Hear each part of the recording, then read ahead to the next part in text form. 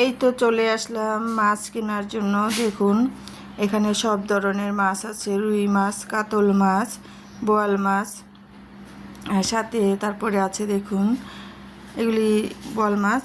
বোয়াল মাছ 950 টাকা কেজি।